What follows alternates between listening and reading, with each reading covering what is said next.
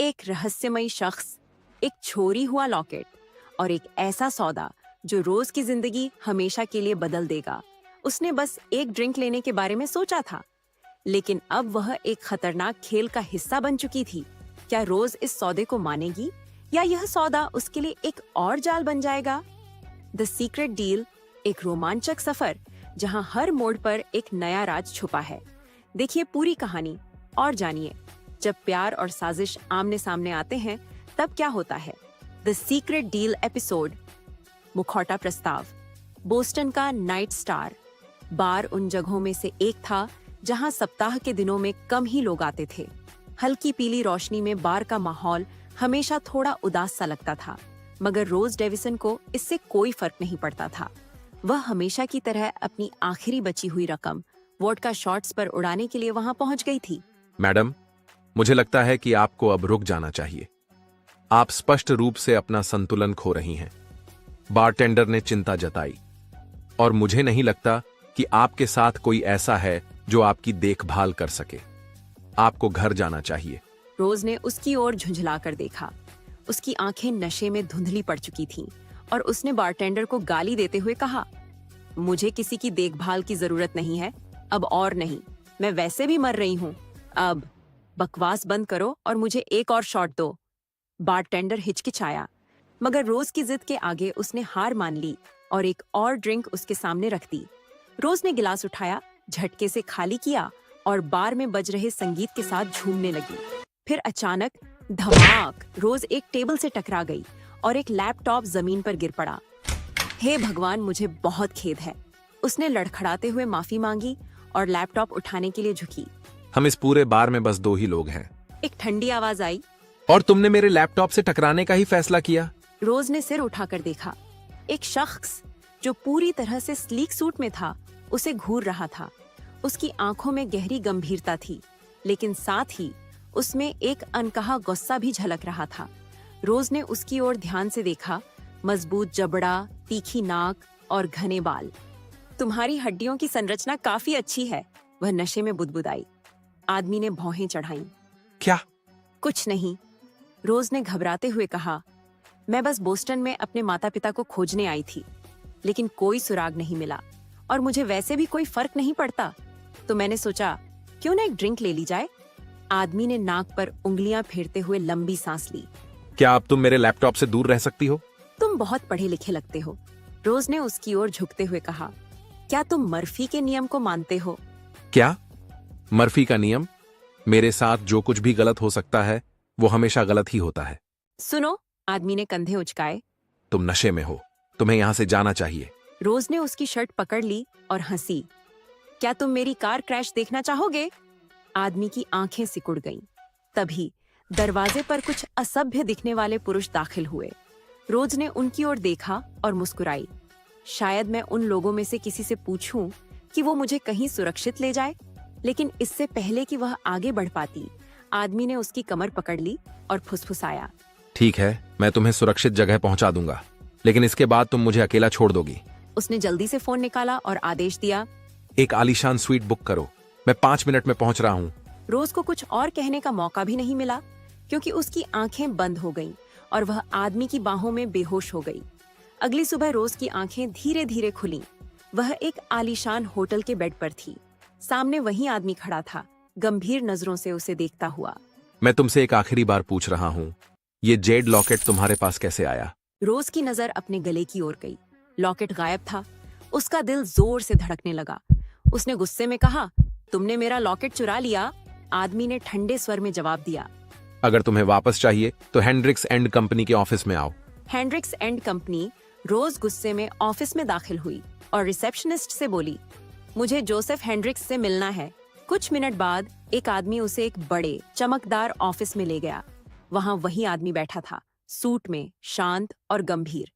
तुमने मेरा लॉकेट क्यों चुराया? रोज ने कड़क आवाज में पूछा। जोसेफ ने लॉकेट को मेज पर रखते हुए कहा, पहले मुझे बताओ कि तुम्हें ये कहां से मिला? रोज ने आंखें सिकोड़ ली। मैं इसे बचपन से पहन रही हूँ। अगर किसी ने इसे चुराया है तो वो तुम हो। जोसेफ हल्के से मुस्कुराया। जब तक मुझे पूरा यकीन नहीं हो जाता कि तुम इसे चुराकर नहीं लाई हो, ये मेरे पास ही रहेगा। रोज का खून खौल उठा। वह बोली, अगर तुमने इसे वापस नहीं किया तो मैं हमारा एक वीडियो वायरल कर दूंगी। जोसेफ ने एक लिस्ट निकाली और कहा, ये प्रमुख मीडिया हाउसेस के नंबर हैं, आगे बढ़ो। रोज चौंक गई। उसने वीडियो अपलोड करने की धमकी दी, मगर जोसेफ बेपरवाह रहा। कुछ मिनटों में वीडियो इंटरनेट पर वायरल हो गया। रोज के फोन पर धमकियों की बाढ़ आ गई। हे भगवान, उसने बुदबुदाया, ये तो उल्टा मुझ पर ही भारी पड़ गया। जोसेफ ने एक गहरी सांस ली और रोज को देखा। अगर तुम्हें इस मुसीबत से निकलना है तो एक सौदा करना होगा, उसने ठंडे स्वर में कहा। रोज ने दांत भींचते हुए पूछा, कौन सा सौदा? जोसेफ ने मुस्कुराते हुए कहा, मुझसे शादी करो। एक अनजान शहर, एक रहस्यमयी आदमी और एक सौदा जो रोज की जिंदगी हमेशा के लिए बदल सकता है। क्या रोज इस सौदे को मानेगी या फिर वो इस खेल में अपने ही जाल में फंस जाएगी? जेड लॉकेट का राज क्या है और जोसेफ हेंड्रिक्स इसके पीछे क्यों पड़ा है? अगले एपिसोड में सच और झूठ की लड़ाई और भी खतरनाक होने वाली है। तैयार हो जाइए क्योंकि सीक्रेट डील अब एक नए मोड़ पर जाने वाला है। तो क्या आप इसके लिए तैयार हैं? अगले एपिसोड का इंतजार करें। ये था $2 लाख का सौदा। एक ऐसी कहानी जहां प्यार, धोखा और एक अनोखे सौदे का रोमांच एक साथ बुना गया है।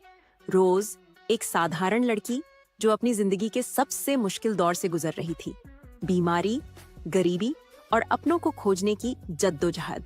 और फिर उसकी जिंदगी में आया जोसेफ हेंड्रिक्स, दुनिया का सबसे अमीर और ताकतवर बिजनेसमैन, जो अपनी परेशानी से बचने के लिए एक नकली पत्नी की तलाश में था। एक सौदा, $2 लाख और शादी। लेकिन क्या यह महज एक डील थी या किस्मत ने रोज के लिए कुछ और ही सोचा था? जब सच्चाई सामने आई कि रोज की बीमारी का गलत निदान हुआ था, तो क्या वह इस शादी को कबूल करेगी या भाग जाएगी? और जब उसके अतीत के लोग सामने आएंगे, तो क्या वह जोसेफ का हाथ थामेगी या फिर अपने पुराने घावों से टकराएगी? क्या यह सौदा जिंदगी बदल देगा या एक नया तूफान लेकर आएगा? जानने के लिए सुनिए पूरा एपिसोड सिर्फ NK ऑडियो स्टोरी पर। एपिसोड 2, $2 लाख का सौदा। जोसेफ ने मुस्कुराते हुए कहा, जैसा कि आप देख सकते हैं, बहुत सी महिलाएं मुझे पसंद करती हैं, जिससे मुझे बहुत परेशानी होती है। इसलिए मुझे एक ढाल के रूप में एक पत्नी की आवश्यकता है। तुम एक ऐसी निडर महिला हो जो मुझे इससे निपटने में मदद कर सकती हो। अगर तुम सहमत हो तो मैं तुम्हें लॉकेट लौटा दूंगा। तुम क्या सोचती हो? रोज ने इस विचार पर ज्यादा विचार नहीं किया। मुझे यकीन नहीं है कि मैं उसके साथ रात बिताने के लिए इतनी आलोचना झेल पाऊंगी। अगर मैं वास्तव में उस आदमी से शादी करूं, तो क्या इससे सब कुछ और भी बुरा नहीं हो जाएगा? उसने सोचा। लेकिन दूसरी ओर, चूंकि वह इतना अमीर और शक्तिशाली है, इसलिए उसे मेरी सुरक्षा की गारंटी देनी चाहिए। और अगर मैं वास्तव में उससे शादी करूं, तो इससे एक बहुत बड़ा लाभ होगा।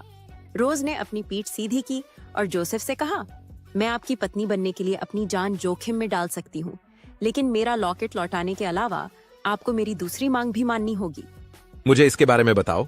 जोसेफ ने दिलचस्पी से उसकी ओर देखा। मुझे पैसों की जरूरत है। उसने कैंसर का इलाज छोड़ दिया था और रिश्तेदारों को खोजने के लिए बोस्टन आ गई थी, क्योंकि उसे लगा कि बीमारी जानलेवा हो सकती है। इलाज की सफलता दर कम थी और लागत बहुत ज्यादा थी। रोज के पास खुद का इलाज कराने के लिए पैसे नहीं थे। मरने से पहले वह अपने जैविक माता पिता को खोजने के लिए समय के खिलाफ दौड़ सकती थी, लेकिन अब जब उसे एक अमीर परिवार में शादी करने का मौका मिला है, तो सबसे पहले वह यही चाहती है कि वह अपने पति के पैसे से अपनी बीमारी का इलाज करवाए और जितना हो सके उतना अपना जीवन बढ़ाए। इससे उसे अपने जैविक माता पिता को खोजने के लिए और समय मिल जाएगा। रोज को डर था कि जोसेफ सहमत नहीं होगा, इसलिए उसने तुरंत कहा, चिंता मत करो, मुझे ज्यादा कुछ नहीं चाहिए, $200,000 ही काफी होंगे। तुम्हारे लिए यह समुद्र में एक बूंद के समान है। मैं तुम्हें जो लाभ पहुंचाऊंगी उसके लिए यह सब सार्थक है। वह एक चतुर व्यवसायी की तरह व्यवहार कर रही थी, लेकिन वह भूल गई कि उसे ही बेचा जा रहा है। जोसेफ ने इस पर सोचने में कोई समय नहीं लगाया और कहा, हाँ, यह इसके लायक है। सौदा। उसने तुरंत $2 लाख का चेक लिखा और उसके ऊपर लॉकेट लगाकर उसे उसके सामने रख दिया। उन्होंने पूछा, हमें विवाह प्रमाण पत्र कब मिलेगा? रोज की आंखें चमक उठीं। उसे वाकई उम्मीद नहीं थी कि यह एक रात का रिश्ता एक सुखद आश्चर्य में बदल जाएगा। मुझे यकीन नहीं होता कि मुझे इलाज के लिए पैसे इतनी आसानी से मिल गए। उसने सोचा, किसी भी समय मेरे पास मेरे दस्तावेज हैं, उसने जवाब दिया। जब वह बोस्टन आई थी तो वह घर वापस न लौटने के लिए तैयार थी, इसलिए वह अपने सभी निजी दस्तावेज अपने साथ ले आई थी। तो चलो अब इसे सुलझा लेते हैं। शादी के बाद मैं अपने रिश्ते की घोषणा करने के लिए एक प्रेस कॉन्फ्रेंस आयोजित करूंगा। तुम मेरी पत्नी के रूप में अपनी स्थिति का उपयोग करके अन्य महिलाओं को मुझे परेशान करने से रोक सकती हो। कोई बात नहीं। रोज ने खुशी खुशी लॉकेट को वापस अपनी गर्दन में डाला और उसे अपने टॉप में डाल लिया। उसने लॉकेट को थपथपाया और सावधानी से चेक को अपने बटुए में डाल लिया। लेकिन जब वह कुछ समय बाद सिटी हॉल जाते समय जोसेफ की मेबैक कार में बैठी और अपने बगल में बैठे व्यक्ति से शादी करने के बारे में सोचा, तो उसे अब भी अविश्वसनीय लगा। क्या मैं ऐसे ही किसी से शादी कर लूंगी? उसने मन ही मन खुद से सवाल किया। हालांकि यह आदमी काफी खूबसूरत और बहुत अमीर था, फिर भी यह उसके दिल में शादी के बारे में जो सोच थी उससे बहुत अलग था। उसे हमेशा से लगता था कि वह किसी ऐसे व्यक्ति से शादी करेगी जिससे वह प्यार करती है। हालांकि जब उसने सोचा कि उसके पास जीने के लिए 1 महीने से भी कम समय बचा है, तो उसने सच्चे प्यार के बारे में सोचना ही छोड़ दिया। शायद यही वह सबसे अच्छी उम्मीद थी जिसकी वह उम्मीद कर सकती थी। वे सिटी हॉल के प्रवेश द्वार पर पहुंचे। जैसे ही वह कार से उतरी, रोज का फोन बज उठा। यह उसके डॉक्टर का फोन था। मेरा इंतजार करो, मैं पहले यह कॉल लूंगी, उसने जोसेफ से कहा और डॉक्टर की कॉल का जवाब देने के लिए एक तरफ हट गई। 5 मिनट बाद उसने उत्साहित होकर फोन रख दिया। उसे लगा कि जीवन एक रोलर कोस्टर की तरह है। ये बस बहुत ही रोमांचक था। एक पल के लिए वह हंसना और रोना चाहती थी। फोन पर डॉक्टर की आवाज अपराध बोध से भरी हुई थी और उसने माफी मांगते हुए उसे बताया था कि उसके मस्तिष्क ट्यूमर का गलत निदान किया गया था। अस्पताल को उसे परेशान करने के लिए बहुत बुरा लगा। क्या तुम ठीक हो? जोसेफ की आवाज उसके पीछे से आई। रोज धीरे से मुड़ी और उसे देखकर मुस्कुराई। उसने कहा, मैं अपना फोन कर चुकी हूँ, अंदर जाओ और मेरा इंतजार करो, मुझे प्यास लगी है, मैं अभी जाकर एक बोतल पानी खरीद कर लाती हूँ। जोसेफ ने अधीरता से उसकी ओर देखा। तो जल्दी करो। वह पलटा और सिटी हॉल कार्यालय में चला गया। रोज का दिल बैठ गया क्योंकि वह अंदर से संघर्ष कर रही थी। उसे पहले से ही जेड लॉकेट वापस मिल चुका था। उसे अब इस बात की चिंता करने की जरूरत नहीं थी कि जोसेफ उसे उससे दूर रखने की धमकी देगा। अब उसके सामने सिर्फ एक ही रास्ता बचा था, भाग जाना। रोज कभी भी जोसेफ से शादी नहीं करेगी, चाहे कुछ भी हो जाए। वह शादी को इतनी लापरवाही से नहीं लेना चाहती थी क्योंकि अब इसकी कोई सख्त जरूरत नहीं थी। जहां तक घोटाले की बात है, उसे इसके बारे में चिंता करने की जरूरत नहीं थी। जब वह उस छोटे से शहर में लौटी जहां से वह आई थी, तो कोई भी यह नहीं सोचेगा कि वह वही व्यक्ति है जिसका हेंड्रिक्स एंड कंपनी के सीईओ के साथ रिश्ता था और वह निश्चित रूप से उसके पैसे स्वीकार नहीं कर सकती थी। ऐसा नहीं था कि उसे किसी नैतिक अर्थ में परवाह थी, लेकिन बस इतना था कि एक बार जब जोसेफ को पता चला कि वह भाग गई है, तो वह बैंक को सूचित करेगा और चेक रद्द कर देगा। यह कागज के एक बेकार टुकड़े से ज्यादा कुछ नहीं होगा। रोज ने अपना सिर नीचे किया और जाने ही वाली थी कि उसे घबराहट होने लगी। उसे ध्यान नहीं था कि वह कहाँ जा रही है। वह एक आदमी से टकरा गई। रोज, क्या तुम सचमुच बोस्टन में हो? आदमी ने आश्चर्य से पूछा। रोज ने ऊपर देखा और 2 चेहरे देखे जिन्हें देखकर उसे उल्टी सी आ गई। उसका पूर्व प्रेमी एलेक्स ब्राउन और उसकी पूर्व सबसे अच्छी दोस्त एमी पार्क्स। रोज एलेक्स के प्रति वफादार थी, लेकिन 6 महीने की डेटिंग के बाद उसे पता चला कि वह और एमी साथ थे। उन्होंने उसकी नाक के नीचे ही एक अफेयर किया था और उसके साथ बेवकूफ जैसा व्यवहार किया था। भावनात्मक रूप से यह बहुत मुश्किल समय था। यद्यपि इस प्रेम संबंध को सामने आए 1 साल हो चुका था, फिर भी रोज को एलेक्स और एमी को एक साथ देखकर असहजता महसूस होती थी। एमी ने बहुत खेदपूर्ण भाव बनाए और सहानुभूति का दिखावा करते हुए रोज से कहा, रोज, मैंने समाचार देखा है, हेंड्रिक्स एंड कंपनी के सीईओ को बहकाने वाली महिला तुम ही हो, है ना? तुम्हें ऐसा कुछ क्यों करना पड़ा? भले ही एलेक्स और मैंने तुम्हें दुखी किया हो, लेकिन तुम खुद को इस तरह अपमानित नहीं कर सकती। बस इतना ही, अगर तुम्हारी बात हो गई हो तो एक अच्छी कुतिया बनो और मेरे रास्ते से हट जाओ, रोज ने दुर्भावना से कहा। एमी के हाव भाव बदल गए और वह ठंडी आवाज में बोली, खबरों से लगता है कि तुम ही अच्छी लड़की हो, लेकिन आज का दिन अच्छा है और एलेक्स और मैं शादी कर रहे हैं, इसलिए मैं तुमसे बहस नहीं करूंगी।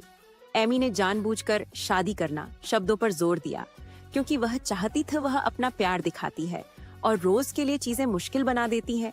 जैसे ही रोज ने अपने दांत भींचे और किसी को मारने के बारे में सोचना शुरू किया, दो बड़े हाथों ने उसकी कसकर बंद मुट्ठियों को पकड़ लिया।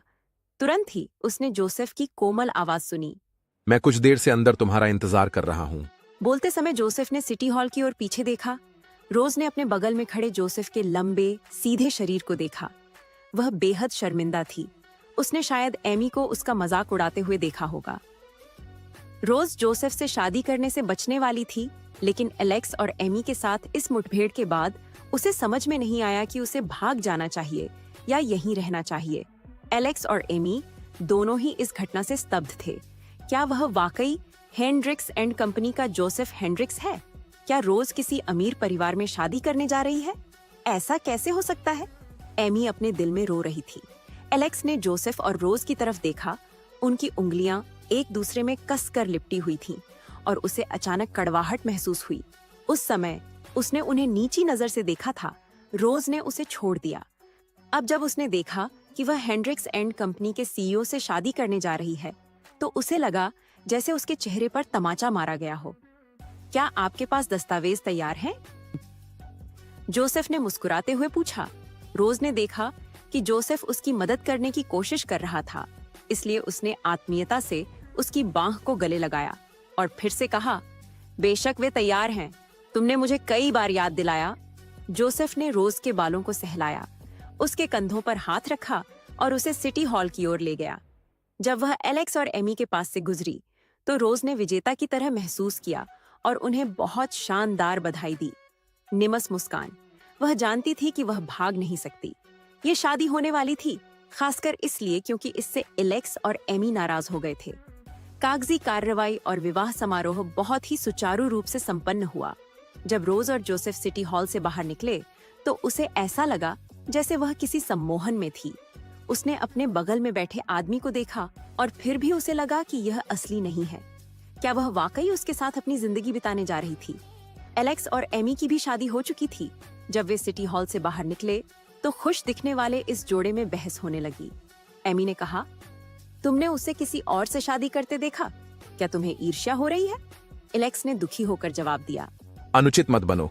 लेकिन एमी सही थी। वह ईर्ष्या महसूस कर रहा था।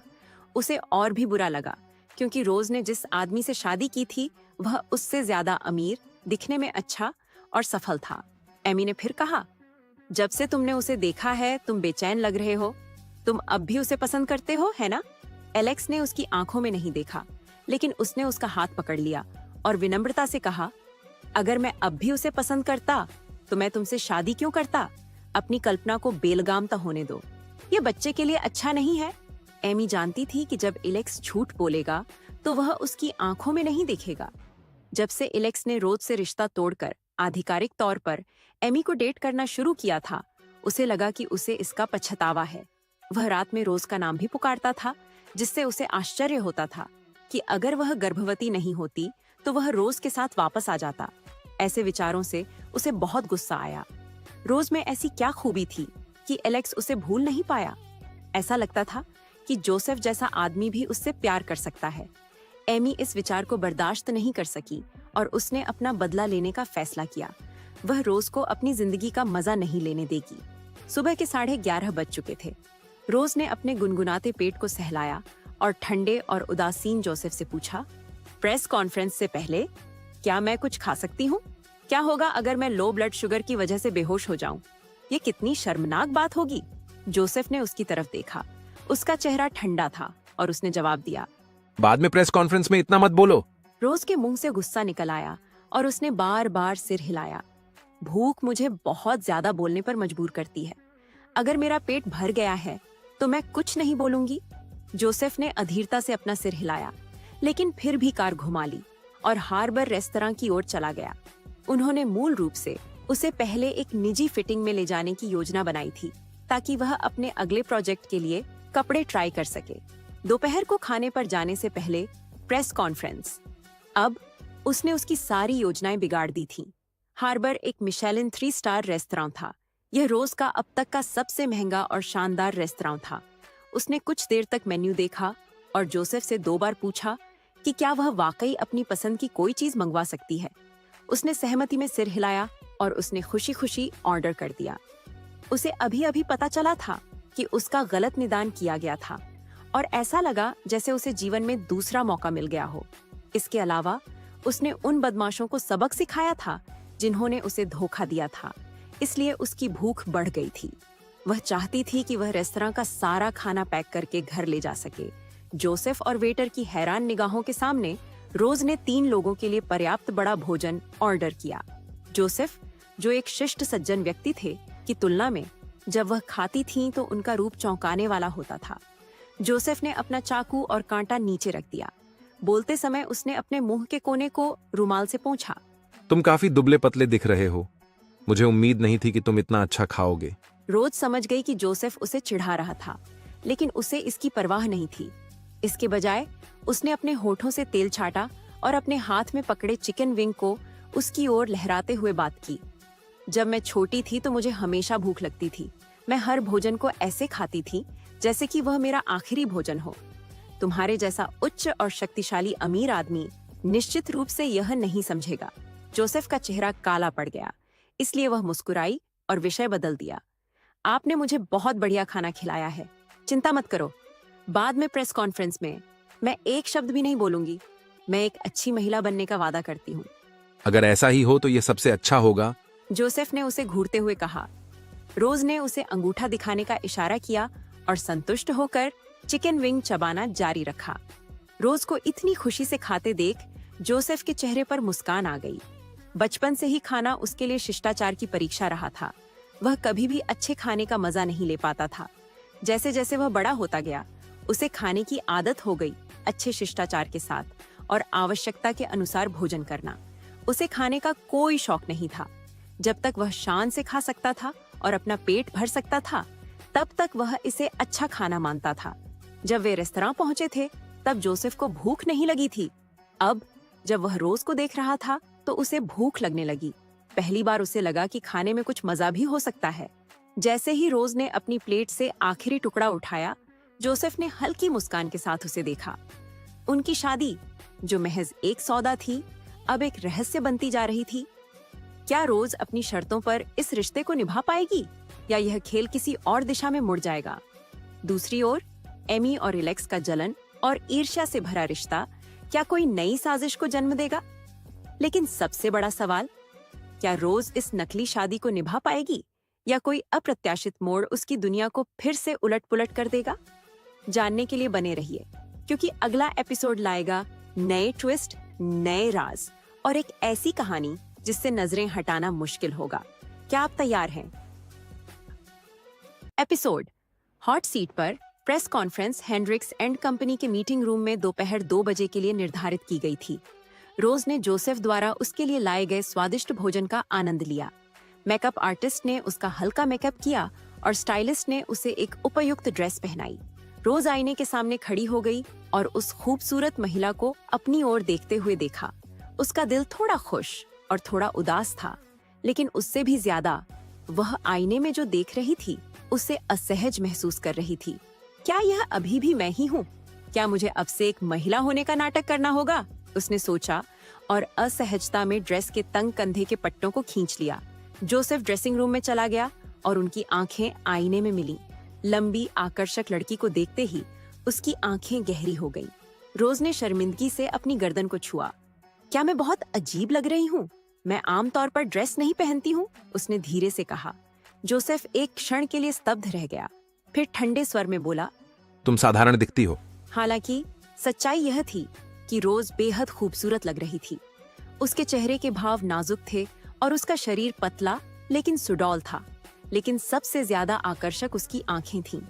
जब वह शांत होती थी तो उसमें कुलीनता का भाव झलकता था, मानो वह जानती हो कि वह अपने आसपास के सभी लोगों से श्रेष्ठ है। जोसेफ को उस सफेद जेड लॉकेट का ख्याल आया जो उसने पहना था। अगर वह वास्तव में उसका है तो उसकी असली पहचान काफी अप्रत्याशित हो सकती थी।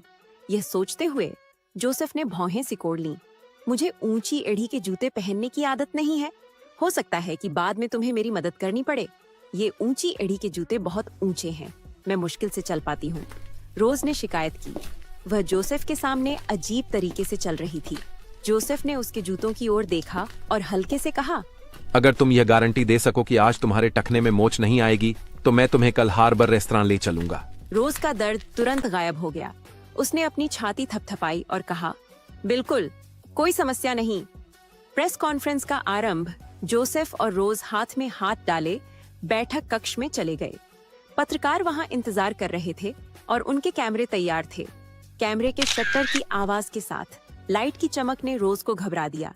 जोसेफ ने उसका हाथ पकड़ा और उसे एक अनोखी और कोमल मुस्कान दी। रोज की धड़कनें तेज हो गईं। उसकी मुस्कान वाकई बहुत अच्छी है। कोई आश्चर्य नहीं कि इतनी सारी महिलाएं उसे पसंद करती हैं। उसने सोचा, अब वह उतनी घबराई हुई नहीं थी। उसने फुसफुसाते हुए कहा, जब तुम मुस्कुराते हो तो तुम एक अच्छे इंसान लगते हो। तुम्हें और अधिक मुस्कुराना चाहिए। जोसेफ ने उसे घूर कर देखा। हालांकि उसके चेहरे पर मुस्कान थी, लेकिन उसकी आंखों में ठंडक और धमकी थी। रोज तुरंत डर गई और उसे और तंग करने की हिम्मत नहीं हुई। जोसेफ का ऐलान, जोसेफ ने शादी की घोषणा की और मीडिया से कहा कि वे उनकी और उनकी पत्नी की अंतरंग तस्वीरें और वीडियो हटा दें। अगर उन्होंने ऐसा करने से मना कर दिया तो हम अपनी निजता के उल्लंघन के लिए कानूनी कार्रवाई करेंगे, उसने सख्त लहजे में कहा। रोज को पूरे समय केवल मुस्कुराने और सिर हिलाने की ही जिम्मेदारी थी। हालांकि यह थोड़ा उबाऊ था, लेकिन यह पहली बार था जब उसे इतने सारे लोगों ने देखा और नोटिस किया था। मुझे लगता है कि अब मैं किसी तरह की सेलिब्रिटी हूँ, उसने सोचा। प्रेस कॉन्फ्रेंस प्रश्नोत्तर सत्र तक पहुंच गई थी। सवाल जवाब सत्र एक महिला पत्रकार ने रोज से पूछा, चूंकि उस समय आप और मिस्टर हेंड्रिक्स सगाई कर चुके थे, फिर भी आप होटल में रात क्यों बिताना चाहती थीं? जोसेफ ने भौहें सिकोड़ी और रोज के लिए जवाब देना चाहा, लेकिन उसने देखा कि रोज शर्म से अपना सिर नीचे कर रही थी। रोज ने जोसेफ की ओर देखा और हल्के लाल चेहरे के साथ कहा, कभी कभी माहौल बदलना ताजगी भरा होता है। दर्शकों में हल्की हंसी की लहर दौड़ गई। ऐसा लगा जैसे उन्होंने तय कर लिया हो कि जोसेफ की पत्नी शर्मीली लेकिन पसंद करने लायक है। जोसेफ के होंठ थोड़े ऊपर उठे। वह भी उस जवाब से बहुत संतुष्ट था। मुश्किल सवाल तभी एक अन्य पत्रकार ने एक मुश्किल सवाल उठाया, क्या आपने जनमत के तूफान को शांत करने के लिए शादी की? आपने अपने रिश्ते के बारे में पहले कुछ क्यों नहीं बताया? इस पर जोसेफ ने ठंडे लेकिन सटीक स्वर में जवाब दिया, मेरी पत्नी को कम प्रोफाइल रखना पसंद है। मुझे पसंद नहीं है कि लोग मेरी निजी जिंदगी पर ज्यादा ध्यान दें, इसलिए मैंने अपने रिश्ते को सार्वजनिक नहीं किया।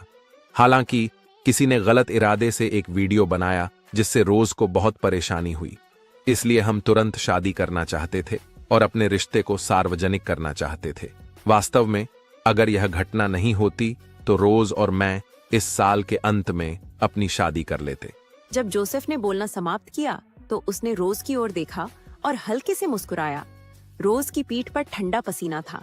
वह जानती थी कि जोसेफ जिस व्यक्ति के बारे में बात कर रहा था वह वही थी, लेकिन उसने सार्वजनिक रूप से कुछ नहीं कहा, जिसके लिए वह बहुत आभारी थी। शिक्षा और पृष्ठभूमि पर सवाल, यह स्पष्ट है कि मिस डेविस अच्छी तरह से शिक्षित हैं। क्या मैं पूछ सकता हूं कि उन्होंने किस विश्वविद्यालय से स्नातक किया है? एक पुरुष पत्रकार की आवाज गूंजी। रोज का चेहरा तुरंत पीला पड़ गया और वह अपनी उंगलियां भींचने लगी। जोसेफ ने रोज की ओर देखा और पाया कि घबराहट के कारण उसके हाथ हल्के से कांप रहे थे। मैंने कभी कॉलेज में प्रवेश नहीं लिया, रोज ने ईमानदारी से कहा। जब मैं छोटी थी तो मेरा स्वास्थ्य बहुत अच्छा नहीं था, इसलिए मेरी पढ़ाई अक्सर बाधित होती थी। कुछ समय बाद मैंने स्कूल छोड़ने का फैसला किया। इसके बजाय मेरी दादी ने व्यक्तिगत रूप से मेरे लिए शिक्षण सामग्री तैयार की और मुझे पढ़ना और लिखना सिखाया। यह आधा सच और आधा झूठ था। रोज झूठ बोलने का सबसे बुनियादी सिद्धांत जानती थी। पहले आरोपों को स्वीकार करो, फिर आधी कहानी गढ़ो। पेशे पर सवाल, आपकी दादी एक अद्भुत व्यक्ति लगती है। अब सुश्री डेविस, आपका पेशा क्या है? रोज ने अपना सिर उठाया और कमरे की ओर देखते हुए विनम्रतापूर्वक मुस्कुराई। मैं एक चित्रकार हूँ। पत्रकारों ने उसकी सराहना की और अन्य प्रश्न भी पूछे, लेकिन जोसेफ ने फुसफुसाते हुए कहा, तुमने खुद को और भी गहरा गड्ढा खोद लिया है। अब मैं तुम्हें नहीं बचाऊंगा। रोज ने उसे घूर कर देखा। मैं तो बस एक चित्रकार हूँ, उसने कहा। ये सच था, लेकिन कैनवास पर पेंटिंग करने के बजाय वह दूसरों के घरों के सामने निशान बनाती थी। कभी वह क्रॉस बनाती थी, कभी सितारे, और कभी धमाकेदार सवाल। जैसे ही सत्र समाप्त होने वाला था, कमरे के कोने से एक तीखी आवाज आई, रोज डेविस, क्या यह सच है कि तुम चोरी के लिए जेल जा चुकी हो? रोज ने सिर उठाया और देखा कि सवाल पूछने वाली कोई और नहीं बल्कि एमी पार्क्स थी। कार्यक्रम स्थल पर मौजूद रिपोर्टर ऐसे भेड़ियों की तरह थे जिन्हें ताजे मांस की गंध मिल गई हो। जेरेड ने आगे बढ़कर सख्ती से कहा, मिस, क्या आप हमें अपना प्रेस कार्ड दिखा सकती हैं? अगर आप ऐसा नहीं कर सकती तो हम आपको झूठ और बदनामी के लिए जवाबदेह ठहराएंगे। लेकिन एमी के पास कोई प्रेस कार्ड नहीं था। हालांकि बदनामी के लिए जवाबदेह ठहराए जाने की धमकी का उन पत्रकारों पर कोई प्रभाव नहीं पड़ा। वे केवल यह जानना चाहते थे कि क्या हेंड्रिक्स एंड कंपनी के सीईओ जोसेफ हेंड्रिक्स की पत्नी का आपराधिक रिकॉर्ड था। तनाव का चरम रोज का पूरा शरीर ठंडा पड़ गया। अनगिनत लाइटें उसके चेहरे पर चमक रही थीं, जिससे उसे ऐसा लग रहा था कि वह टेबल को पलटकर उन भयानक पत्रकारों पर फेंक सकती है।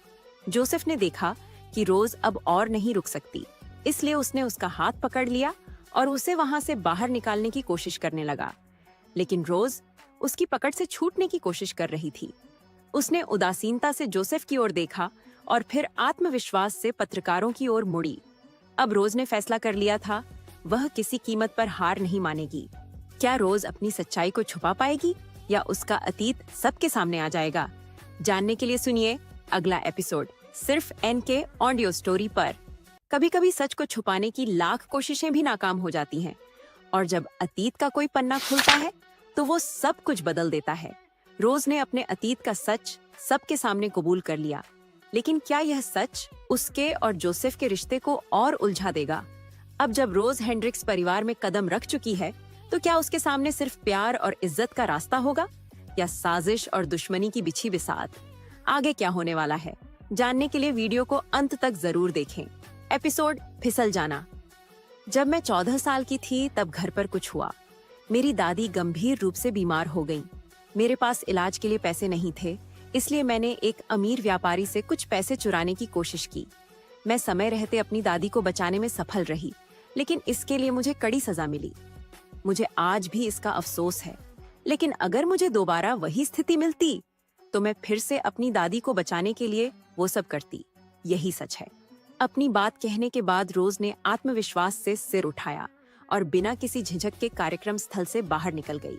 उसने अपने अतीत को खुलेआम स्वीकार कर लिया था और वहां मौजूद हर व्यक्ति इससे प्रभावित हुआ। वह बदसूरत बत्तख के सुंदर हंस में बदल जाने की सजीव मिसाल बन चुकी थी।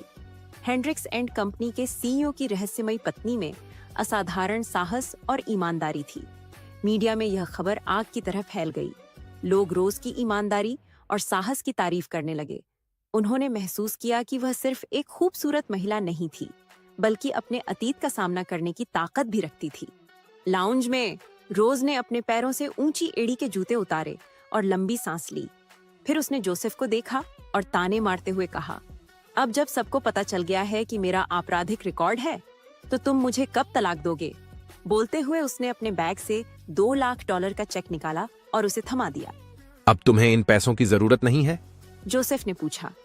नहीं, मुझे मस्तिष्क कैंसर का गलत निदान हुआ था। जब लगा कि मेरे पास जीने के लिए बहुत कम समय है, तो मैंने तुमसे पैसे उधार लिए थे। लेकिन अब वो झूठ साबित हुआ, तो मुझे तुम्हारे पैसे की जरूरत नहीं है, रोज ने ठंडे लहजे में कहा, लेकिन उसकी आंखों में हल्की बेचैनी थी। तो जेड लॉकेट? रोज का चेहरा अचानक सख्त हो गया। उसकी आंखों में क्रोध और दर्द दोनों झलक रहे थे। तो क्या हुआ अगर मैंने इसे चुराया? उसकी आवाज में दर्द था। तुम पहले ही तय कर चुके हो कि मैं चोर हूँ, अब कुछ भी कहने से फर्क नहीं पड़ेगा। जोसेफ उसके करीब आया और उसकी आंखों में देखा। उसकी आवाज में हल्की गंभीरता थी। अगर तुमने इसे चुराया है तो मैं इसे इसके असली मालिक को लौटा दूंगा, लेकिन अगर तुमने इसे नहीं चुराया तो मुझे जानना होगा कि तुमने मेरे शिक्षक की सबसे कीमती चीज कैसे हासिल की। रोज की आंखें चौड़ी हो गईं। तुम्हारे शिक्षक? हाँ, जोसेफ ने ठंडे स्वर में कहा। यह मेरे शिक्षक की सबसे अनमोल वस्तु थी। रोज ने बेचैनी से अपना होंठ काटा। पहले मुझे बताओ, तुम्हारे शिक्षक कौन हैं? क्या मैं उनसे मिल सकती हूँ? जोसेफ ने एक पल सोचा, फिर हल्के से मुस्कुराया। यह तुम्हारे प्रदर्शन पर निर्भर करेगा। तुम मुझसे क्या करवाना चाहते हो? रोज ने गिड़गिड़ाते हुए कहा। कल रात मेरे परिवार से मिलने के लिए मेरे साथ चलो। अगर तुम अपनी भूमिका अच्छी तरह निभाओगी तो मैं तुम्हें अपने शिक्षक से मिलने देने पर विचार करूंगा। रोज ने बिना सोचे समझे सिर हिला दिया। ठीक है, मैं करूंगी। रोज के मन में कई सवाल घूम रहे थे। हो सकता है कि जोसेफ का शिक्षक ही उसके असली माता पिता में से कोई हो। शायद उसके सवालों के जवाब वहीं छुपे हों। उस रात रोज अब यूथ हॉस्टल में रहने की जरूरत नहीं थी। उसने हेंड्रिक्स विला में जाना स्वीकार कर लिया, जहां उसे एक आलीशान कमरा दिया गया। क्या मैं इस बाथरूम का इस्तेमाल कर सकती हूँ? उसने जोसेफ से पूछा। बिल्कुल, बस अपने बाद सफाई कर देना। जोसेफ ने लापरवाही से जवाब दिया। रोज ने खुशी खुशी अपने टॉयलेटरीज उठाए और बाथरूम में चली गई। उसने गर्म पानी से बाथटब भर दिया और उसमें आराम से बैठ गई। वह गर्म पानी में डूब गई और सुकून महसूस करने लगी, लेकिन थोड़ी देर बाद उसे महसूस हुआ कि कोई उसके चेहरे को हल्के से थपथपा रहा है। उसने आंखें खोली तो सामने जोसेफ का ठंडा चेहरा था। रोज, जोसेफ ने हल्की आवाज में कहा। रोज ने चीखते हुए बाथटब से बाहर निकलने की कोशिश की, लेकिन तभी उसे एहसास हुआ कि वह पूरी तरह नग्न थी। झाग से ढका उसका शरीर अब भी पानी में डूबा हुआ था। तुम बाहर निकलो, उसने गुस्से में कहा। जोसेफ ने उसके गीले शरीर पर एक नजर डाली और हल्के से मुस्कुराया। तुम्हारा फिगर इतना बुरा नहीं है, लेकिन तुम्हारी बाहर निकलो जोसेफ।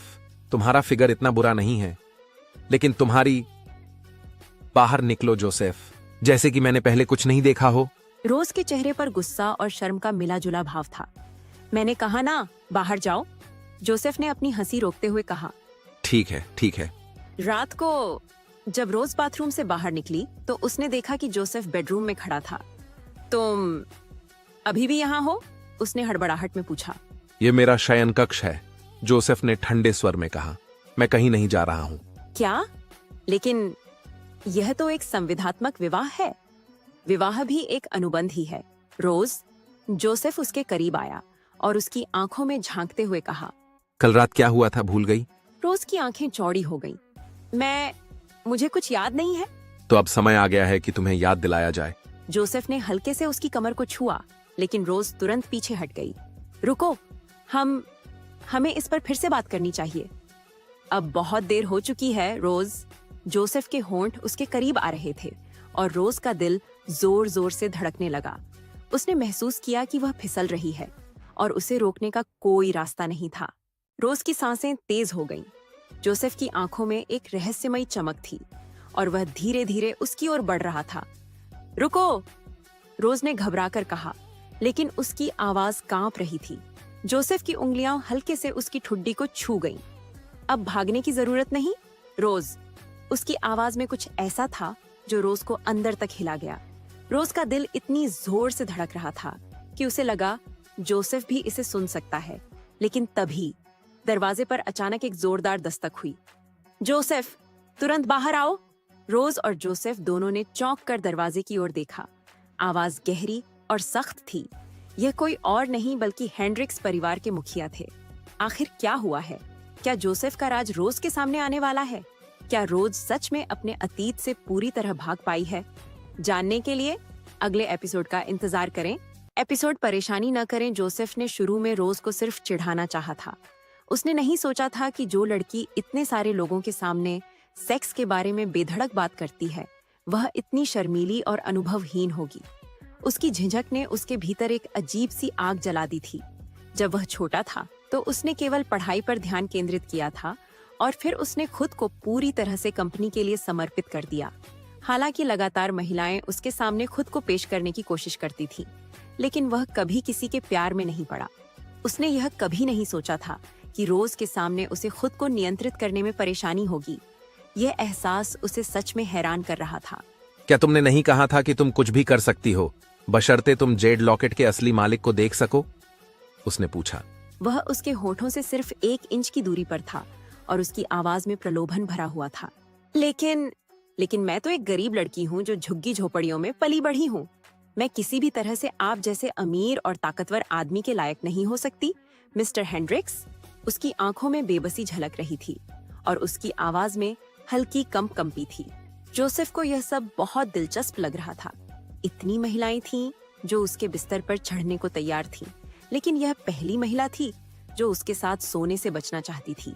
इससे कोई फर्क नहीं पड़ता कि तुम पहले कौन थी, अब तुम मेरी पत्नी हो। क्या यह ऐसा काम नहीं है जो एक विवाहित जोड़ा करता है? उसने अपने हाथ से उसके गले में पड़े जेड लॉकेट को छुआ, मानो उसे याद दिला रहा हो कि सहयोग करने पर ही वह इसके असली मालिक का पता लगा सकेगी। रोज ने दांत भींचकर आंखें बंद कर लीं। ठीक है, तो फिर नरमी से पेश आना।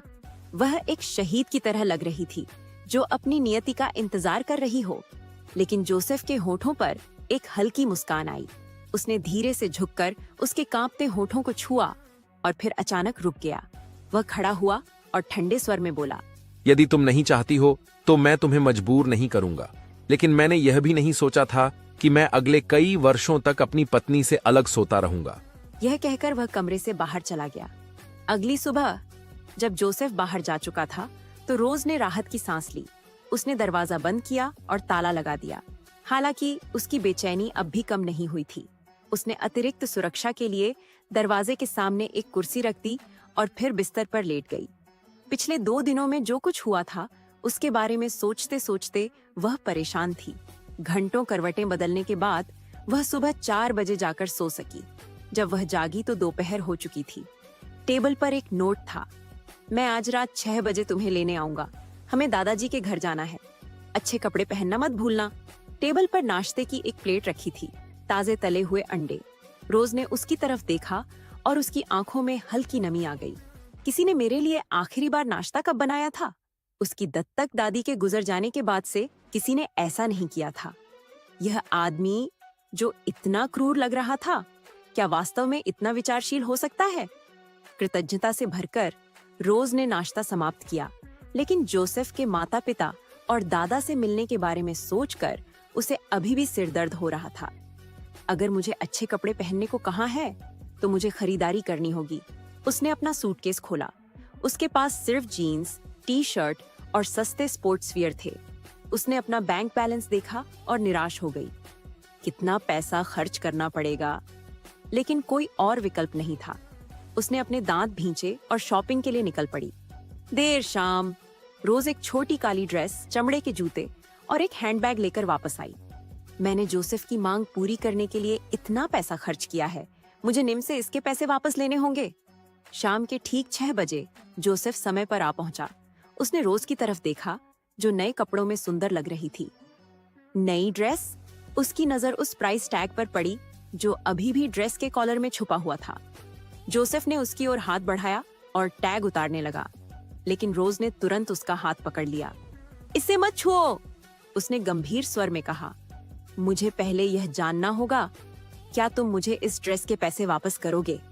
अगर नहीं करोगे तो मुझे इसे वापस कर देना चाहिए। जोसेफ ने हल्की मुस्कान के साथ उसकी ओर देखा और एक बैंक कार्ड उसकी ओर बढ़ा दिया। अब तुम मिसेस हेंड्रिक्स हो, फिर कभी इतनी छोटी मोटी हरकत मत करना। रोज ने कार्ड देखा और हल्के से मुस्कुराई। धन्यवाद, लेकिन ये मेरी आदत है, मैं बदलने की कोशिश करूंगी, जोसेफ ने ठंडे स्वर में कहा। थोड़ी देर में दादाजी, मेरे पिता, मेरी सौतेली माँ और मेरी सौतेली बहन जेनी से मिलोगी। लेकिन याद रखना, जेनी का मुझसे कोई खून का रिश्ता नहीं है। वह सिर्फ नाम की मेरी बहन है। रोज ने सिर हिलाया। ठीक है। और एक बात, जोसेफ ने धीमे स्वर में कहा, अगर मेरा वह कमीना चचेरा भाई बार में जहर से नहीं मरा होता तो तुम उसे भी वहां देख सकती थी।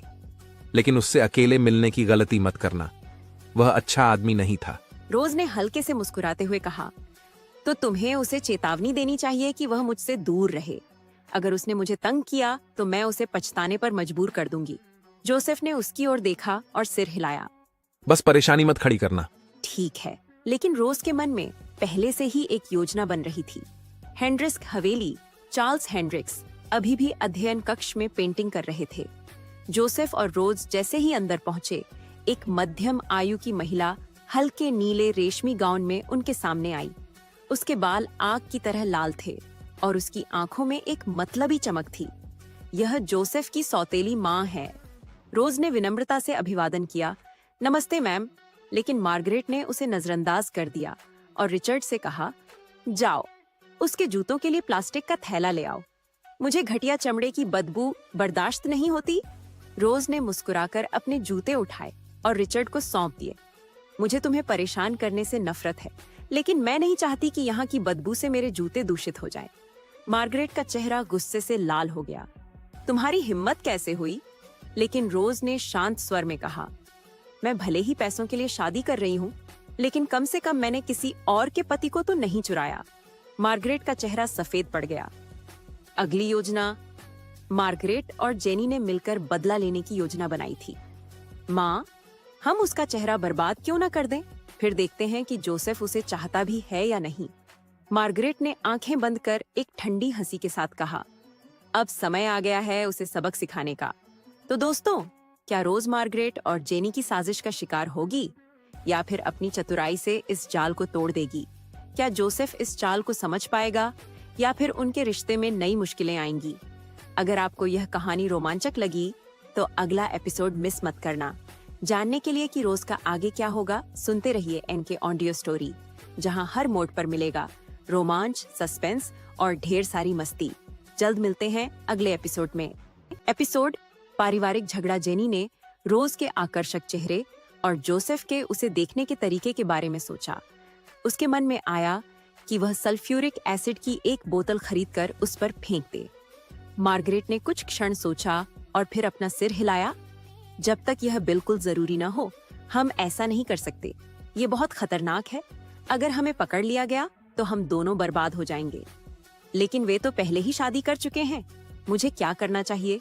जेनी ने बेचैनी से पूछा। तलाक असंभव नहीं है। तुम्हें क्या लगता है कि मैंने उस महिला को हेंड्रिक्स परिवार छोड़ने के लिए कैसे मजबूर किया? मैं तुम्हारे पिता से बात करूंगी। तुम्हें बस धैर्य रखना होगा। उसने अपनी बेटी के कंधे पर हल्के से थपथपाया और फिर जोसेफ और रोज के पीछे पीछे बरामदे से होते हुए बगीचे में चली गई। जोसेफ के पिता विलियम हेंड्रिक्स वहां मौजूद थे और कंपनी की अंतिम तिमाही रिपोर्ट पढ़ रहे थे। जोसेफ ने रोज का कंधा छोड़ा और उसका हाथ पकड़ लिया। वह अपने पिता के पास गया और आदरपूर्वक रोज से उनका परिचय कराया। विलियम ने अपना लैपटॉप एक तरफ रखा और रोज की ओर देखा। हालांकि वह 50 साल के थे, फिर भी वे जवान और गरिमामय दिखते थे। जोसेफ का ठंडा अहंकार स्पष्ट रूप से उन्हीं से विरासत में मिला था। नई बहू होने के नाते रोज को अपने सख्त ससुर का सामना करते हुए हल्की घबराहट महसूस हुई। उसे लगा कि उनकी आंखें जोसेफ की आंखों से भी ज्यादा नियंत्रित और गहरी थीं, मानो वे उसकी आत्मा को पढ़ सकते थे। नमस्ते सर, रोज ने विनम्रता से उनका अभिवादन किया। जोसेफ और उसने पहले ही तय कर लिया था कि अभी के लिए उसे उनके पहले नाम से संबोधित नहीं करेगी, ताकि परिवार को उसके साथ घुलने मिलने का समय मिल सके। विलियम ने हल्का सिर हिलाया। जनमत के दबाव में तुमने जल्दबाजी में शादी कर ली जोसेफ, लेकिन हेंड्रिक्स परिवार जल्दबाजी में फैसले नहीं करता। निश्चिंत रहो, भविष्य में उचित समारोह होगा। रोज ने शालीनता से कहा, कोई बात नहीं, आप जो भी व्यवस्था करेंगे हम उसके साथ चलने के लिए तैयार हैं। विलियम संतुष्ट दिखे, लेकिन उनकी मुस्कान जल्द ही फीकी पड़ गई। उन्होंने जोसेफ से पूछा, क्या तुमने इस साल एशिया में हेंड्रिक्स एंड कंपनी की रैंकिंग देखी है? हाँ, देखा है। हमारी रैंकिंग दूसरी है। रोज गर्व महसूस करने लगी। पता चला कि जोसेफ एक होनहार युवक था, लेकिन तभी विलियम ने सख्त लहजे में कहा, और तुम दूसरे स्थान से संतुष्ट हो? जोसेफ ने सिर झुका लिया। नहीं, विलियम ने गंभीरता से कहा, यह तीसरा साल है जब से तुमने कंपनी संभाली है और फिर भी यह पहले स्थान पर नहीं आ सकी। यदि कंपनी अगली रैंकिंग में प्रथम स्थान पाने में असफल होती है तो तुम सीईओ नहीं रहोगे। मैं विरासत का पुनर्वितरण कर दूंगा। विलियम उठकर घर के अंदर चले गए। गलियारे में उन्होंने रिचर्ड से कहा, युवती का अच्छे से ख्याल रखना। रोज को विलियम की बात सुनकर थोड़ी राहत मिली। कम से कम उन्होंने उसे स्वीकार करने का संकेत दिया था। रोज ने जोसेफ को हल्के से धक्का दिया और मुस्कुराकर कहा, तुम्हारे पिता बहुत सख्त हैं। जोसेफ हल्के से हंसा। जब मैं छोटा था तब से ही वे मुझे नापसंद करते हैं। मुझे इसकी आदत हो गई है। चलो ऊपर चलते हैं और दादाजी से मिलते हैं। रोज जोसेफ के पीछे पीछे दूसरी मंजिल पर स्थित अध्ययन कक्ष में गई। वहां सफेद बालों वाले चार्ल्स अपनी मेज पर बैठकर पेंटिंग कर रहे थे। उन्होंने रोज और जोसेफ को देखकर मुस्कुराते हुए कहा, तो तुम रोज हो, है ना? चार्ल्स ने उसे ध्यान से देखा और सिर हिलाते हुए जोसेफ से कहा, तुम्हारी पत्नी बुरी नहीं है। जोसेफ ने चुटकी ली। दादाजी ने तुम्हारी तारीफ की रोज। जल्दी से शुक्रिया अदा करो। रोज हल्का मुस्कुराई और विनम्रता से धन्यवाद कहा। चार्ल्स उसे सहज लगे। रोज ने कमरे में चारों ओर देखा और उनकी पेंटिंग की प्रशंसा करते हुए कहा, दादाजी, आपकी पेंटिंग्स वाकई बहुत शानदार हैं। चार्ल्स ने सोचा कि वह बस औपचारिकता निभा रही है। उन्होंने मजाक में पूछा, अच्छा, बताओ ये अच्छी क्यों है? रोज समझ गई कि चार्ल्स उसे परख रहे हैं। उसने एक पेशेवर मूल्यांकन दिया, जिसे सुनकर चार्ल्स प्रभावित हुए बिना नहीं रह सके। रोज, तुम पेंटिंग कर सकती हो? रोज ने सिर हिलाया। मेरा एक पड़ोसी बेहतरीन कलाकार था। मैं अक्सर उसके घर जाती थी और उसके काम से प्रभावित होती थी। जोसेफ भी हैरान था कि रोज इतनी जानकार थी। डिनर के दौरान मार्गरेट और जेनी दोनों असंतुष्ट थीं। मार्गरेट को गुस्सा था कि विलियम ने रोज का पक्ष लिया और जेनी जलन महसूस कर रही थी। डिनर के बाद जेनी ने एक योजना बनाई। उसने जोसेफ को रोकते हुए कहा, जोसेफ, तुम थोड़ी देर और रुको, मैंने अभी अभी कॉफी बनाई है। चार्ल्स ने भी आग्रह किया, जिससे जोसेफ और रोज रुकने के लिए राजी हो गए। इसी बीच नशे में लड़खड़ाता टॉम घर में दाखिल हुआ। रोज ने महसूस किया कि टॉम की नजरें अजीब थीं। उसे तुरंत समझ आ गया, जेनी कोई चाल चल रही थी। रोज मुस्कुराई, अगर वे मुझे फंसाने की सोच रहे हैं तो उन्हें यह खेल महंगा पड़ेगा। आगे क्या होगा जानने के लिए सुनते रहिए एनके ऑडियो स्टोरी। एपिसोड जाल बिछाना। जोसेफ ने रोज को टॉम की तरफ देखकर मुस्कुराते हुए देखा।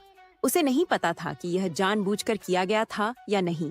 उसे पिछली रात के उसके शब्द याद आ गए, जब उसने उसे कामुकता से कहा था कि वह सोने के लिए एक सुंदर आदमी की तलाश कर रही थी, और टॉम निश्चित रूप से सुंदर था। यह सोचकर जोसेफ को थोड़ा गुस्सा आ रहा था। शायद बाद में उसे रोज को अच्छी तरह से डांटना पड़े। जब सब अपने अपने कामों में लगे थे, तभी जेनी चाय की ट्रे लेकर कमरे में आई। जैसे ही वह उसे टेबल पर रखने वाली थी, उसका हाथ अचानक फिसल गया और ट्रे पलट गई। वह खुद को जलने से बचाते हुए चायदानी को पकड़ने में सफल रही, लेकिन उसके साथ रखे 4 बेहतरीन चाय के कप टुकड़े टुकड़े हो गए। ओह, मैं कितनी बेवकूफ हूँ, जेनी ने हताशा में अपने पैर पटकते हुए कहा और रसोई में भाग गई, गंदगी को साफ करने के लिए। जोसेफ ने निर्णय लिया कि वह चुपचाप बैठकर उसे टूटे हुए चीनी मिट्टी के टुकड़ों से निपटने के लिए नहीं छोड़ सकता, इसलिए उसने मदद करने की पहल की। टॉम अहंकारी भाव से सोफे पर बैठा रहा। उसने सहजता से कहा, जेनी को गलती करते देखना दुर्लभ है।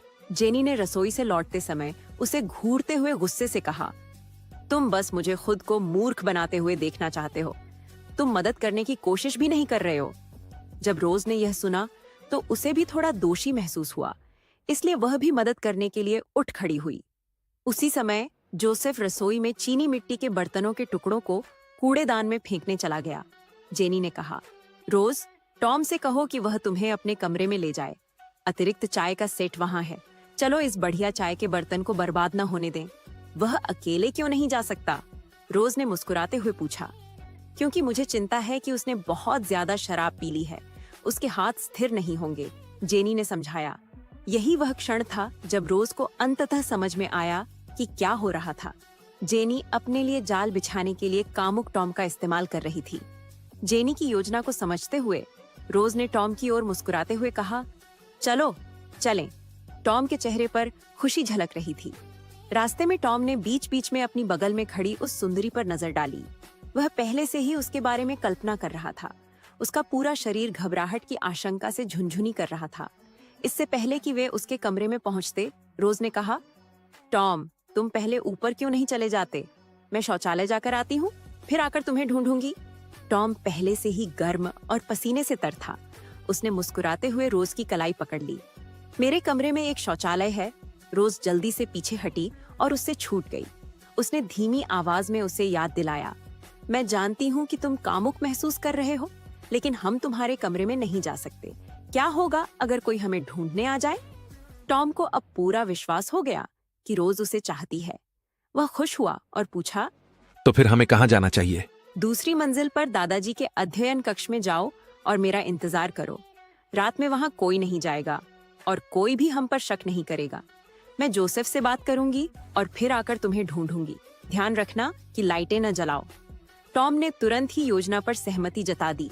एक और ड्रिंक पीकर अपनी हिम्मत बढ़ाई और जल्दी से ऊपर की ओर भागा। रोज चालाकी से मुस्कुराई। जब दादाजी बाद में सैर से वापस आए तो उन्हें वह पेंटिंग याद आएगी जो उन्होंने खोजनी थी। टॉम को लगेगा कि चार्ल्स ही वह है।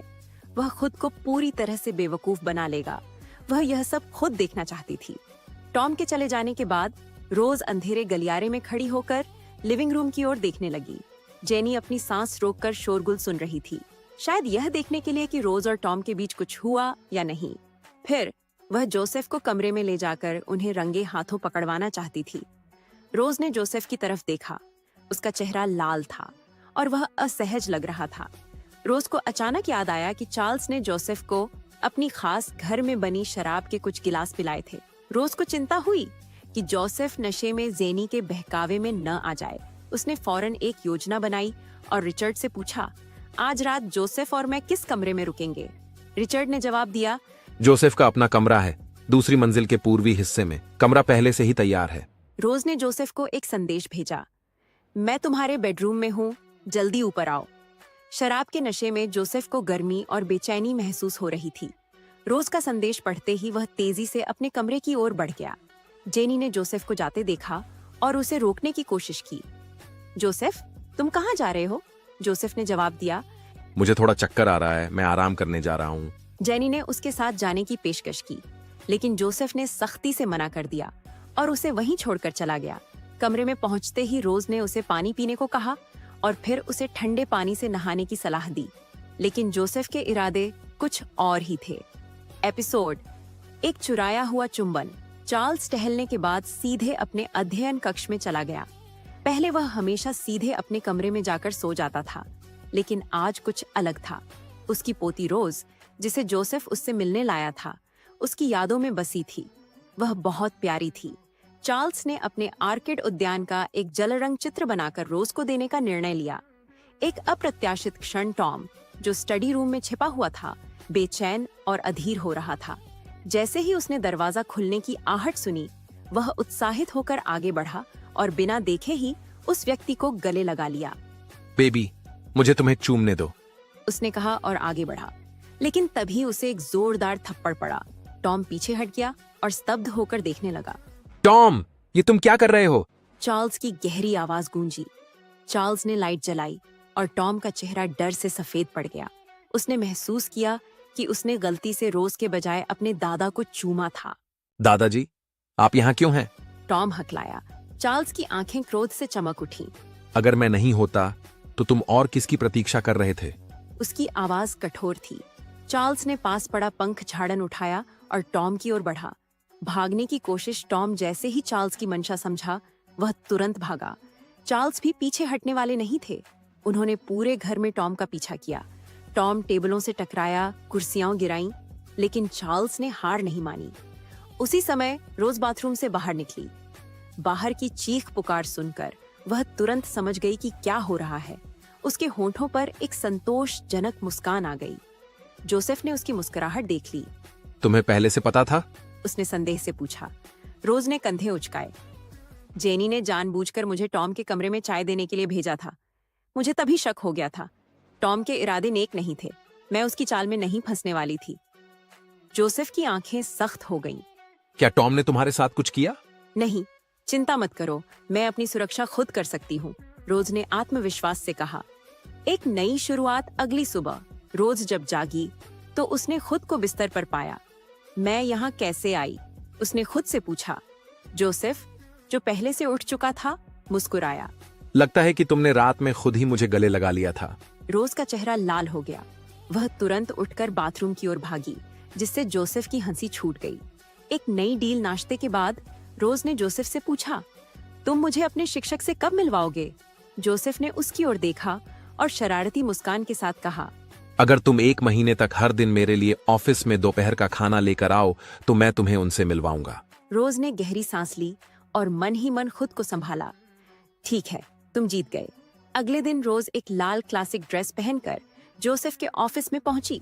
उसने लंच बॉक्स टेबल पर रखा और मुस्कुराई। तुम्हें अच्छे कपड़े पहनने की क्या जरूरत थी? जोसेफ ने पूछा। रोज ने शरारत से जवाब दिया, अगर मैं तुम्हारी पत्नी बनकर दिखने वाली हूँ तो कम से कम मैं तुम्हें शर्मिंदा तो नहीं कर सकती, है ना? जोसेफ उसकी चालाकी से प्रभावित हुआ। उसने रोज को अपनी ओर खींचा और हल्के स्वर में कहा, मुझे यह अंदाज पसंद आया। और इसी के साथ उनकी यह नई यात्रा शुरू हुई, जिसमें प्यार, मजाक और रहस्य की एक नई कड़ी जुड़ने वाली थी। एपिसोड जो जोड़ा साथ खाता है वह साथ रहता है। रोज ने जल्दी से लंच बॉक्स उठाया और लकड़ी की कॉफी टेबल के पास चली गई। लंच बॉक्स रखते हुए उसने हल्की मुस्कान के साथ कहा, मैं पहले वापस जाऊंगी, आप आराम से खा सकते हैं। वह जाने ही वाली थी कि जोसेफ ने उसकी कलाई पकड़ ली। चलो साथ में खाना खाते हैं। उन्होंने नरम लेकिन स्थिर स्वर में कहा। ओह, मैं भी यहाँ खा सकती हूँ? रोज को हल्की हैरानी हुई। वह यहाँ सिर्फ एक कर्तव्यनिष्ठ पत्नी होने का दिखावा करने आई थी। उसे उम्मीद नहीं थी कि जोसेफ उसे सच में साथ खाने के लिए कहेगा। आखिर उसने शिकायत की थी कि वह खाते समय अपनी सूरत पर पर्याप्त ध्यान नहीं देती। क्या यह सामान्य बात नहीं है कि पत्नी अपने पति के साथ खाना खाए? जोसेफ ने हल्की मुस्कान के साथ पूछा। रोज के कान तुरंत गर्म हो गए और उसका चेहरा शर्म से लाल होने लगा। शादी के बाद भी जब उसने पति और पत्नी जैसे शब्द सुने तो वह खुद को शर्मिंदा महसूस करने से रोक नहीं पाई। ओह, ठीक है। उसने सिर झुका लिया और मुलायम मखमली कालीन पर बैठने के लिए अपनी स्कर्ट को ठीक किया। मुझे सोफे पर बैठना ज्यादा पसंद नहीं। क्या फर्श पर बैठने से तुम्हें कोई आपत्ति है? जोसेफ ने हल्का सिर हिलाया। कालीन को हर हफ्ते शैम्पू किया जाता है, ये साफ है। तुम जैसे चाहो वैसे बैठ सकती हो। रोज ने सहजता से मुस्कुराते हुए कहा, तुम सच में बहुत अच्छे इंसान हो जोसेफ। ओह, जोसेफ ने दिलचस्पी से पूछा। तुम ऐसा क्यों कह रही हो? क्योंकि तुम मेरी दादी जैसे हो। नई टाइम। कृपया क्या? जोसेफ का चेहरा अचानक जिज्ञासा और उलझन के मिश्रण में बदल गया। वह कभी नहीं सोच सकता था कि उसकी तुलना एक बूढ़ी औरत से होगी। रोज हंसी। जब मैं छोटी थी तो मेरी दादी मेरे साथ जमीन पर बैठकर खाना खाती थी। उन्होंने कभी इस बात की परवाह नहीं की कि मैं कैसी दिखती हूँ। ठीक वैसे ही जैसे तुमने अब भी ध्यान नहीं दिया। दादी ने मुझे वैसे ही अपनाया जैसे मैं थी। जोसेफ ने रोज को गौर से देखा। उसकी आंखों में कोमलता आ गई। जब तुम दूसरों के सामने हो तो तुम्हें अपने लुक्स का ध्यान रखना चाहिए, उन्होंने गंभीरता से कहा। लेकिन जब तुम मेरे साथ हो तो तुम्हें कुछ छिपाने की जरूरत नहीं। रोज ने मुस्कुराकर सिर हिलाया और लंच बॉक्स से खाना निकालकर खाने लगी। वाह, यह खाना वाकई बहुत स्वादिष्ट है, उसने उत्साह से कहा। जोसेफ ने हल्की मुस्कान के साथ जवाब दिया। तो फिर तुम्हें ज्यादा खाना चाहिए और अपने शरीर पर थोड़ा वजन बढ़ा लेना चाहिए। रोज ने लगभग अपना निवाला गिरा दिया। उसने तुरंत सिर उठाया। क्या तुम कह रहे हो कि मैं बहुत पतली हूँ? जोसेफ ने जानबूझकर कोई जवाब नहीं दिया, लेकिन उसकी आंखों में हल्की शरारत चमक उठी। रोज को अचानक वह रात याद आ गई जब वे पहली बार मिले थे। क्या सच में कुछ हुआ था या यह सिर्फ उसका भ्रम था? जोसेफ, मैं तुमसे कुछ पूछना चाहती हूँ। अब पूरी तरह से उसकी ओर ध्यान केंद्रित करते हुए रोज झिझकी। उस रात क्या हमने कुछ किया था? जोसेफ ने बिना किसी हिचकिचाहट के जवाब दिया। हाँ। रोज का चेहरा लाल हो गया। उसने घबराहट में कांटा नीचे रखा। जोसेफ ने उसकी ओर देखा और शरारती अंदाज में कहा, अगर तुम्हें याद नहीं आ रहा तो मैं तुम्हारी याददाश्त ताजा करने में मदद कर सकता हूँ। नहीं, मैं खुद ही याद कर लूंगी, रोज ने जल्दी से कहा और अपना ध्यान सिर्फ खाने पर केंद्रित कर लिया। खाना खत्म होने के बाद रोज ने लंच बॉक्स पैक किया और जाने की तैयारी कर रही थी कि दरवाजे पर दस्तक हुई। अंदर आइए, जोसेफ ने जवाब दिया। सचिव वायलेट थॉमस धीरे धीरे अंदर आईं। उनकी नजर तुरंत रोज पर पड़ी, जो कालीन पर सहजता से बैठी हुई थी। उनके ऊंची एड़ी के जूते एक तरफ रखे थे। यह दृश्य देखकर वायलेट का दिल हल्का डूब गया। वायलेट को हमेशा लगा था कि जोसेफ का दफ्तर केवल काम के लिए था, लेकिन अब यहाँ कोई और इतनी सहजता से मौजूद थी। क्या आपको कुछ चाहिए? जोसेफ ने भौहें चढ़ाते हुए पूछा। मिस्टर हेंड्रिक्स, क्या आप चाहेंगे कि मैं आपके लिए अभी कॉफी बनाऊं? वायलेट ने पूछा। भविष्य में तुम ऐसे सवाल फोन पर पूछ सकती हो, जोसेफ ने रूखे स्वर में कहा। रोज ने वायलेट की ओर देखा और अपनी आंखें हल्की सी कोड़ लीं। यह सचिव किसी भी तरह से साधारण नहीं थी। वायलेट थॉमस, रोज ने अचानक कहा, कृपया आधा घंटा रुकें, फिर कॉफी बनाइए। क्यों? वायलेट ने आश्चर्य से पूछा। खाने के तुरंत बाद कॉफी पीना आपके पेट के लिए अच्छा नहीं होता। इसे पचाने के लिए थोड़ा समय देना चाहिए, रोज ने सहजता से समझाया। जोसेफ ने हल्की मुस्कान के साथ कहा, ठीक है, आधे घंटे बाद कॉफी बना लेना। वायलेट ने अपनी मुट्ठियां कस लीं और सिर हिलाते हुए चली गई। रोज ने जोसेफ की ओर देखा। मिस्टर हेंड्रिक्स, तुम कभी कभी सच में मुझे परेशान कर देते हो। क्या मैंने कुछ गलत किया? जोसेफ ने अनजान बनते हुए पूछा। तुम्हारी सचिव बहुत होशियार है, रोज ने आंखें घुमाते हुए कहा। और हाँ, आगे से मुझे मिस डेविस नहीं बल्कि मिसेस हेंड्रिक्स कहने के लिए कह देना। जोसेफ मुस्कुराया। तुम जल रही थी है ना? रोज ने आंखें चौड़ी कर ली। क्या? नहीं। जोसेफ ने हल्का झुककर उसके गाल पर एक त्वरित चुंबन दे दिया। रोज स्तब्ध रह गई। तुम क्या कर रहे हो? क्या ये काफी नहीं था? जोसेफ ने शरारती मुस्कान के साथ उसके दूसरे गाल पर भी हल्का चुंबन दे दिया। रोज पूरी तरह लाल पड़ गई। आगे जानने के लिए सुनते रहिए सिर्फ एनके ऑडियो स्टोरी पर। है आपका एक सब्सक्राइब मुझे और अच्छे वीडियो बनाने की प्रेरणा देगा। अगर यह वीडियो आपको पसंद आया तो लाइक जरूर करें और अपनी राय कमेंट में बताएं। आपकी एक लाइक और